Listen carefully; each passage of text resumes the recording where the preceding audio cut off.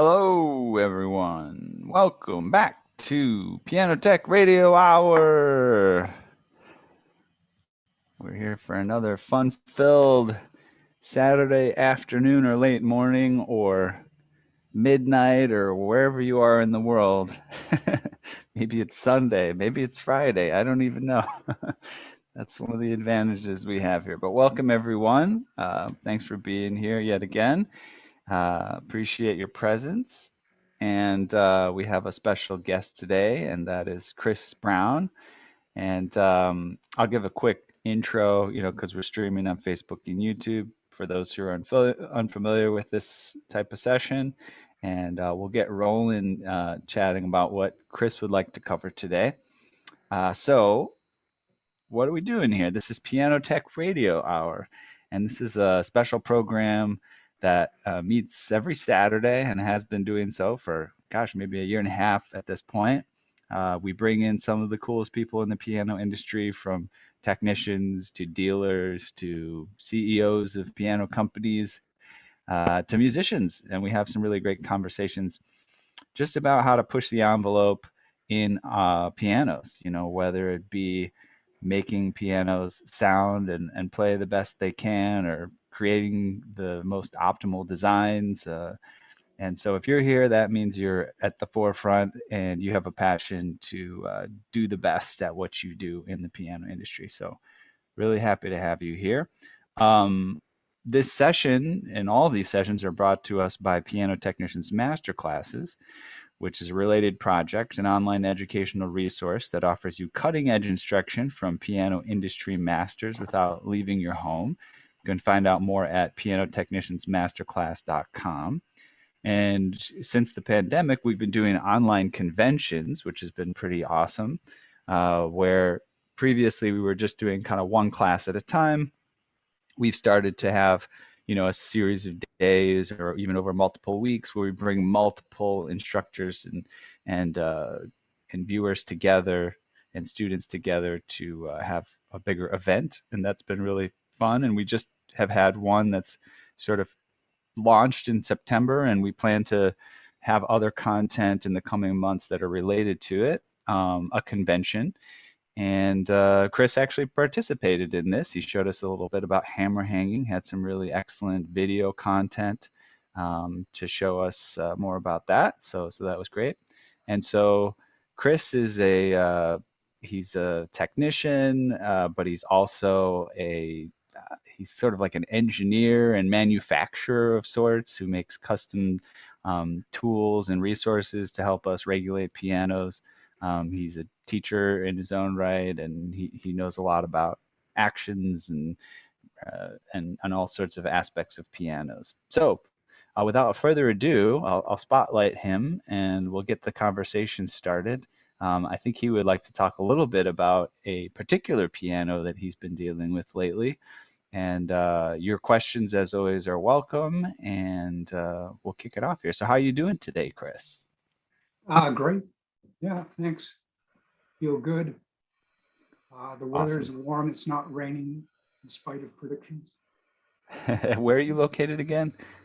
Littleton, Massachusetts. So if you go west on Route 2, you cross first 95, then 495, and I'm about a mile from 495 and Route 2 where Okay. they intersect. So a convenient place to be and pretty I know close. we were talking about you visiting your daughter in New Jersey. How far is that of a Uh, drive, or what do you do? Fly there? What's your if it's not weekend traffic, or if the timing isn't mistimed, it's 3 3/4 hours, and Okay, that's that's not with an bad. extra 10 miles an hour at each increment, approximately. Right. Yeah, just enough to make it feel like a long trip, but short enough that you can take it in one day and still have fun. Cool. Well, sorry you can't visit her at the moment. I know you're trying to be safe as possible with the COVID and everything, but we're glad to have you here. And yeah, tell us about this piano. You told me it's a 19th century, late 19th century Steinway D that you've been working on. Yeah, Tell us about what's 1889. exciting there.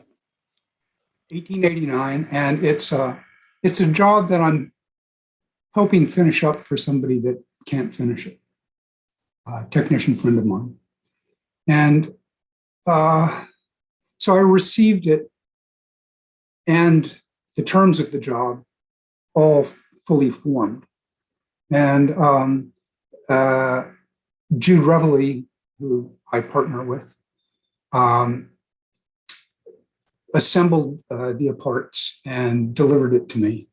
And I have taken it to the piano, bedded the key frame, taken samples.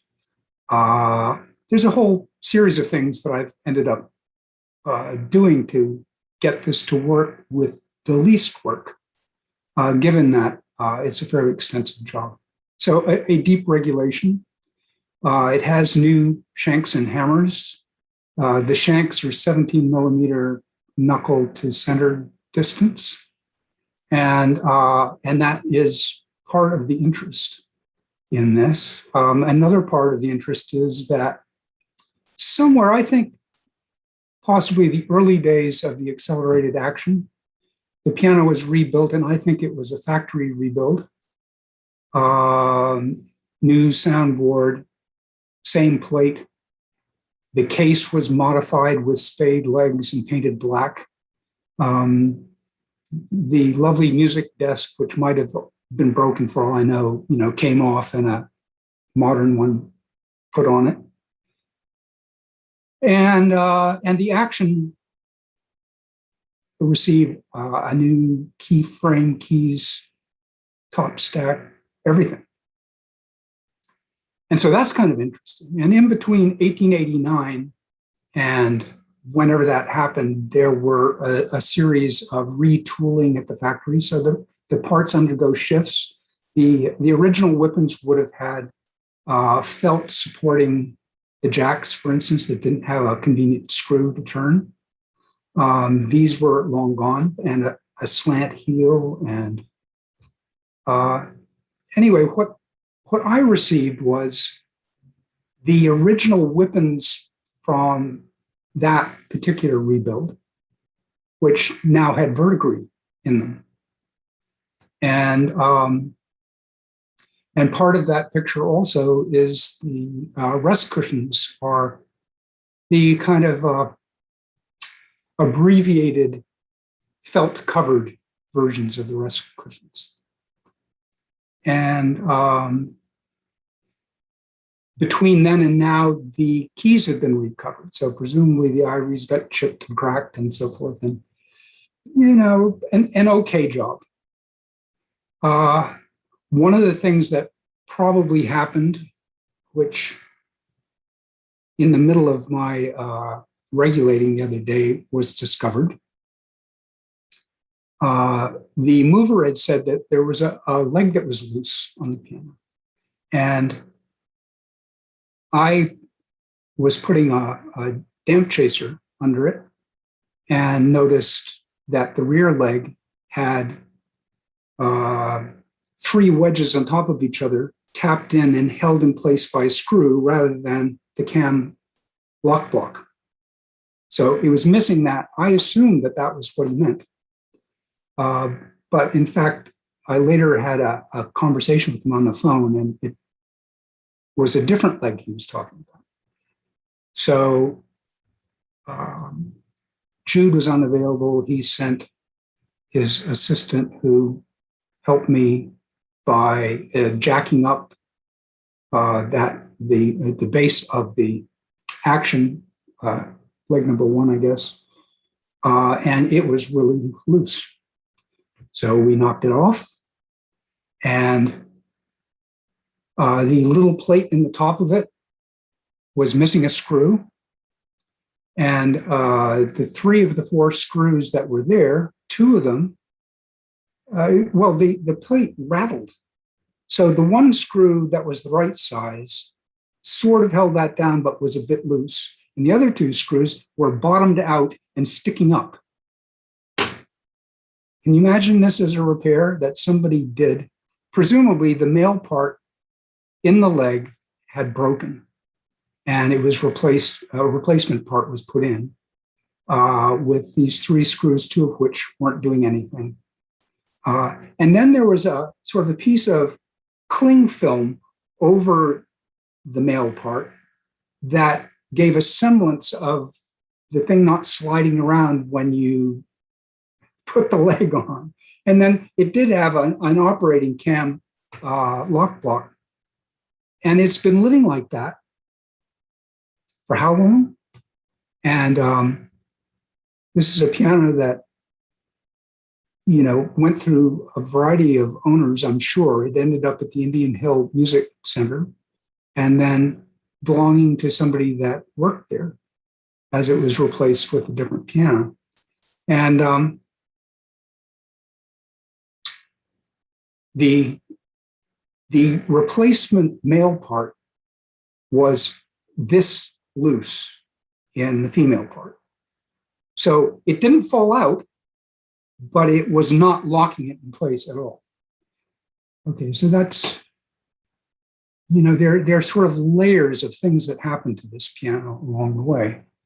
And as a regulator, receiving these things and trying to keep the budget at what it was, of which only you know, part of it was probably already spent on parts and work.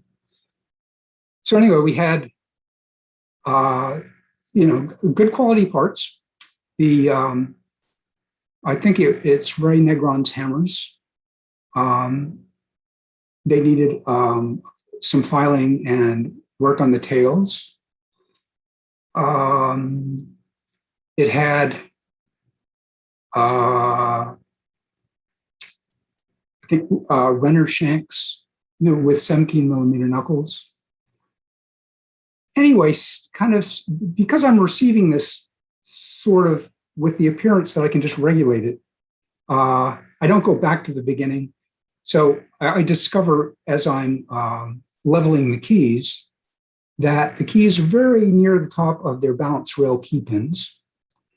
And when I set my samples for where I want to level the keys to, which is a little bit up from where they are, I find that the front key pins in the treble end of things are almost out of their bushings. Not a great situation. And I adjust the key pin in the case of the particular one that did have a problem, and proceeded. But eventually, I came to a place where I had to back up.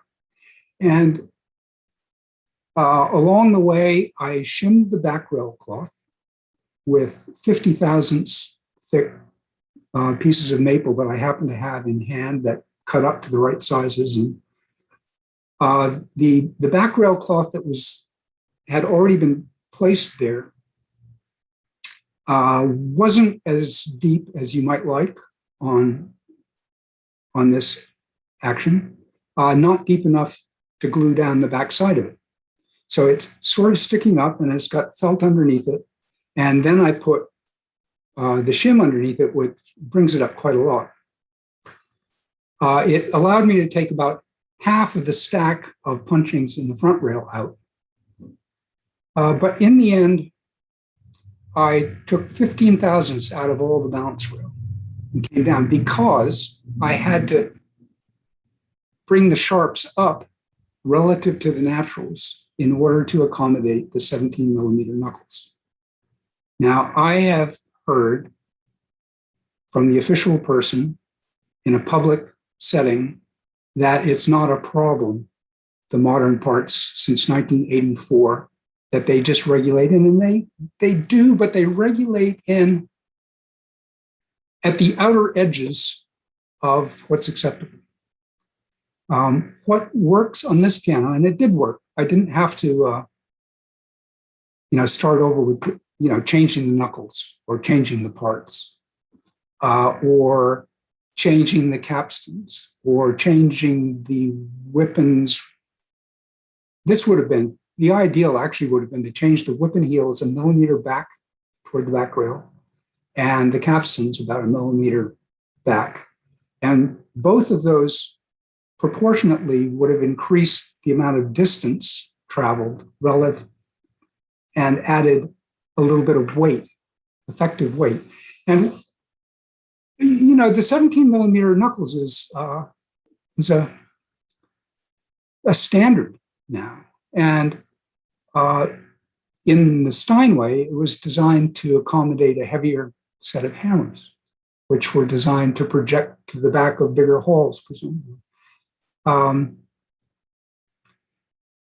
When they introduced the accelerated action, which, by the way, I think, it's a very interesting concept that as you go over this half round, you start off with one leverage, and your leverage is increasing the speed and the distance that the hammer is, the key is traveling, and thereby the whippet and the hammer at the other end. And effectively, you have the least weight at the beginning of the stroke and the most at the end of it. So this is quite a clever addition, but when they did it, in order to fit it in, they didn't want to change the elevations of the pin block and the plate and the case and all that entailed. So coupled with, there might have been other reasons, but the keys went from being about 1 1/8 inches tall. These keys are 15/16.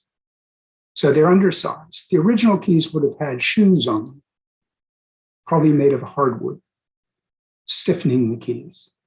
On top, in a concert grand, you would have had buttons that extended and had a second layer of button on top of it. So you had all the stiffening down in the base in particular that was sacrificed in order to get this, was it a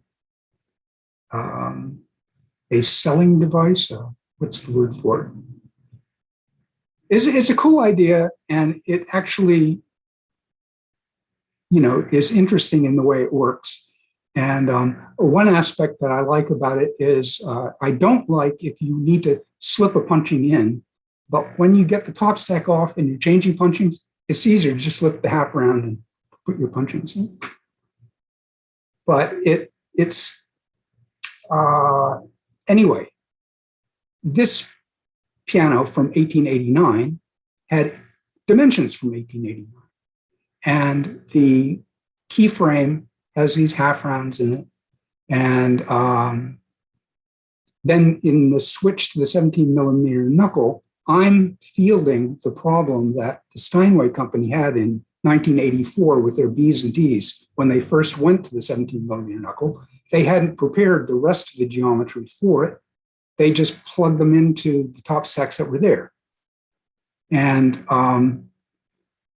you had to have your sharps too high and burying in the naturals and, super deep key dip. Well, the key dip on this piano is typical of a 17 millimeter knuckle in my estimation when I have 1 3/4 inch blow distance. Sorry for the mix and match between millimeters and inches, but that's just the way I've come to think.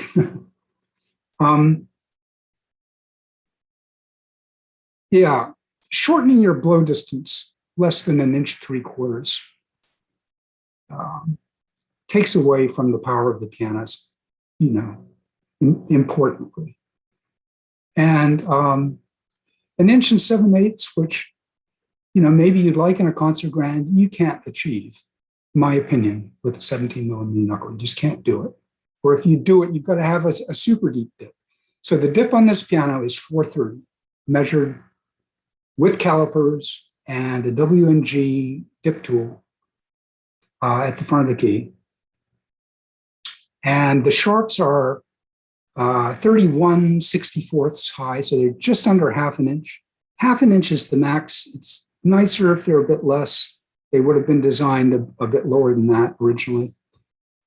And it has just enough comfortable clearance of the naturals at full dip for the sharps. So it just works, but it pushes that envelope right to its max. And so if you're not careful, there could be other things about the action. And in this case, the keyframe setup and the key pins that could mean that you have trouble. And so the trouble that caused me to have to take puncheons out, which we all hate to do, particularly with the half rounds, was in the sharps, because the sharps went up. The general situation that was a bit tight of having enough front key pin in the mortise and enough key pin sticking out of the balance button with this increased back rail cloth meant that that some of the sharps were dangerously close to the top of their pins. And so 15 thousandths doesn't sound like much. It's 30 thousandths at the front of the key. But it was just right, just enough. And actually, there were a couple of keys where there was only maybe 10 or 15 thousandths left. So it was the bottom of what, if I started from scratch, that's where I would have started, really. And of course, I'm using a crowned key level. That's just my choice. And speaking of crowning, there's a certain amount of crown to the plate, which is also a typical thing. And it means that your string heights are higher in the middle of the action than they are at the ends. So if we as technicians go measuring distances from the ends, which without a regulation station is pretty much what you're stuck with, because that's what you can access and see, what you get at 88 and number 1 is less than string height wise than what you have in the middle. And the center pins may or may not all be in a straight line, but I like to custom bore for that reason.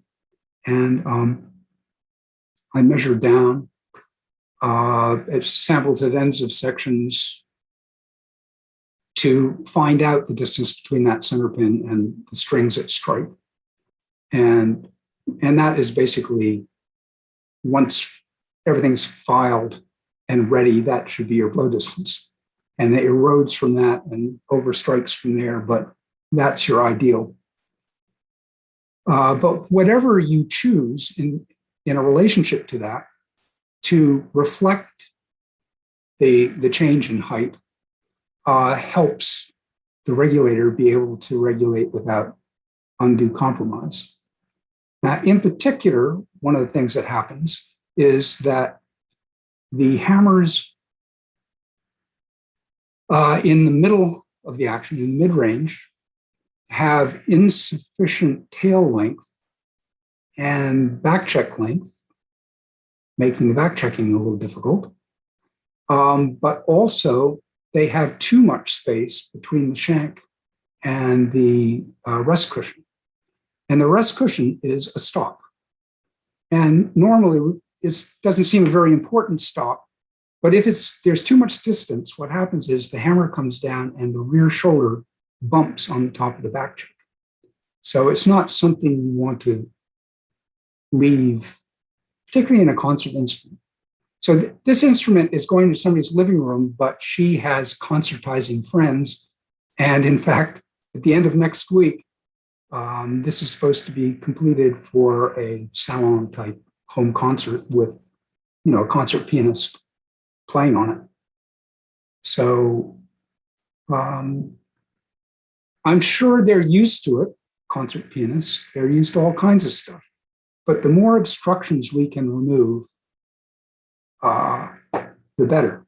So anyway, I find it interesting that, the Steinway company themselves, one of the best makers on the planet, all kinds of resources. They've been successful relative to most of the other people on the planet. They still go through constraints of retooling, Um, how do you keep the public's imagination and continue to sell pianos? How do you satisfy the best concert artists? I mean, really, the whole business with the heavier hammers and the accelerated action, was that really needed by the general public? I don't know. Was there a clamor for such a thing? I don't think so. The very lightweight hammers from the heyday years, say pre-1925 or something. They have beautiful tone, plenty of projection, and most of us don't have a concert hall that is too big with all the interference that entails. So anyway, you're faced with a set of choices as a regulator. What do you leave the way it is? And what do you encourage your customer to pay for changing? What are you forced to change? And in my case, I like to weigh off when I do a deep regulation because inevitably things have changed. They start changing when the piano is brand new. The hammer is where they get filed. And by the time you regulate it, they could have been filed a couple of times. They could be very light. They could be 75 years older and dried out and lighter for that reason. And they were pretty light to begin with. So one of the things about this 30s accelerated action is its way off, which was pattern leading. And pattern leading is a reasonable factory approach to things. Did you see this comment from Larry? No, sorry. He said the accelerated action was the brainchild of pianist Joseph Hoffman. Oh, there you go. Yeah, you can, I mean, probably Larry has even more of that story, but yeah, you can see how an influential pianist could, of that player, except I think he had a big ego and a big stage presence, and he wanted to fill bigger and bigger halls with more punch, perhaps. Larry, is that right, or am I misremembering? As you alluded to before, it also probably turned into a marketing. That's what I was trying to think of. It shows you where I'm at. I'm terrible at marketing because I can't even think of the word for it. Hoffman was actually a prolific inventor, not only of piano-related items, but he invented automobile windshield wipers and shock absorbers and many other things. He was quite a genius. Well, yeah, I mean, it is ingenious, really. He's taking something. But who needs windshield wipers? It's just a marketing ploy. Oh, you'll drive safer. Come on. Yeah, quite. Sorry, Chris, what were you gonna say? Yeah, no, that's interesting. Pattern leading is a strategy that saves money in the factory, and it requires that you have tolerances of the things that are affected by the way off that are wide enough for it to work, because keys are different sizes, and the hammers at the other end are, their moldings can suddenly gain a gram or lose a gram as they go into the next flitch. And there are all kinds of things that contribute to irregularity. A principal one of which is friction. So in this piano, when I did a preliminary way off because I wanted to remove lead from the keys that didn't have enough upweight capability. And I found that, well, actually, if you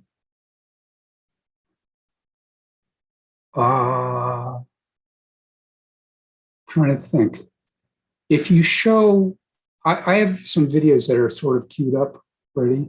If you show just don't show the video, but just show the front of it with one Sure, of them. which to one, show you the second or the third video? the one with the picture of the keys. All right, let's see what I got here. Okay.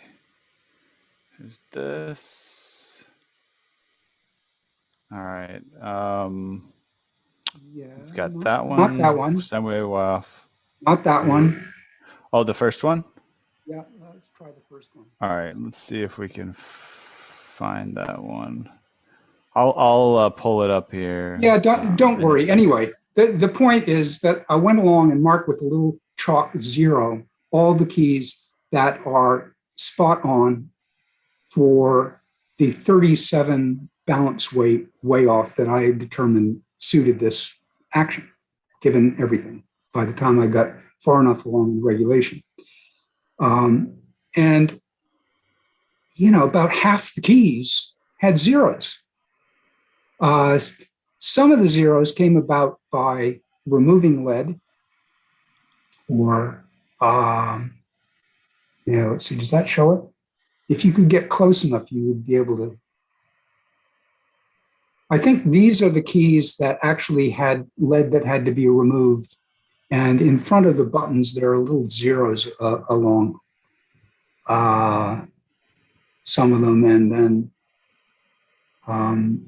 eventually I put my key weights up on the key where they're going to be installed. I use copper key weights rather than lead.